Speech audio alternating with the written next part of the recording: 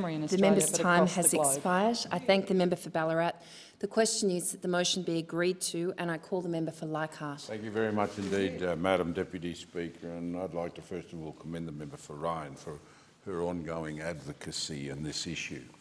World TB Day aims to build public awareness that tuberculosis remains an epidemic in much of the world, causing deaths of nearly 1.5 million people each year, mostly in developing countries. Our neighbouring PNG, which lies just within 4 kilometres of Australian islands of Saibai and Boigu, has the highest burden of TB in the Pacific region. While it's difficult to estimate the rates of drug-resistant tuberculosis, it is considered to be endemic in PNG.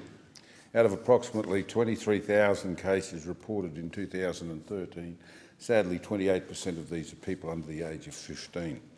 In fact, my long interest in tuberculosis stems from 2010, when a 9-year-old Violet Ossie was brought on an 8-hour dinghy trip from Daru to Australia by her father to get treatment that she couldn't get in Papua New Guinea. Ignoring this problem or hoping it'll go away is just not an option. Yesterday I was pleased to host an event with Policy Cures and Results International to raise awareness about this killer disease. I'd like to mention the courageous speech that was given by a young Filipino girl, Louis Zapata, who was 25 years old and working as an architect in Manila when she contracted multi-drug-resistant tuberculosis meningitis. Louis told us of her 24-month gruelling treatment where she swallowed over 14,000 pieces of medication and endured terrible side effects, including paralysis, Parkinson's symptoms, depression, and a real prospect of infertility. Louis was eventually cured, but the toxic treatment left her blind. In her words, she felt worthless. It took a lot of soul searching for her to find a new purpose in life, but she's now qualified with a master's in public policy. She's married, she has a daughter called Zoe, and she's a passionate advocate for tuberculosis patients. Her story really struck home to me. Not only did I learn that tuberculosis is just not a disease of the lungs, but Louis' story showed how tuberculosis can strike healthy, active, professional people and change their lives forever. In her case, it was a disease of the brain which affected her optic nerves and caused her blindness. TB is not just a social tragedy, it's also an economic tragedy too. The event that followed last night by the launch of the Australian TB Forum here in Parliament, I'd like to thank Dr Serum Hassan Harsari from the Western Province for his insights about being a doctor in PNG and treating tuberculosis patients. His comment that tuberculosis is Ebola in slow motion really said it all.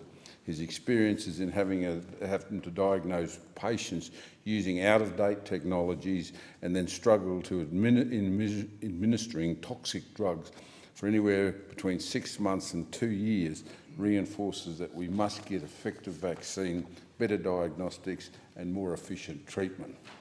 To that end, it's very welcome news to hear that our Foreign Minister's pledged an additional $30 million over 3 years to help bring new diagnostic tests and drugs to the market to tackle drug-resistant tuberculosis and malaria. I've spoken many times in this place about the failures of the previous system, where millions of dollars were thrown at problems with no accountability and no focus on outcomes. The government's direction is a breath of fresh air, and at a local level I've been working with Sheridan Morris from the Reef and Rainforest Research Centre on a $1.8 million project that will establish 4 service platforms in key villages along the Western Province coastline, Papua New Guinea. This project will be set up and running by the end of this month, focusing on water, food security, sanitation and a secure base for community health workers. I'm looking forward to continuing to advocate for this project so that Stage 2 can get away sooner rather than later. To conclude, the theme of World Tuberculosis Day 2015 is Reach, Treat, Cure Everyone. It's ambitious, but you have to be. Both, as Dr Hassari and Louis Zapetia said yesterday, imagine our children growing up in a world without tuberculosis.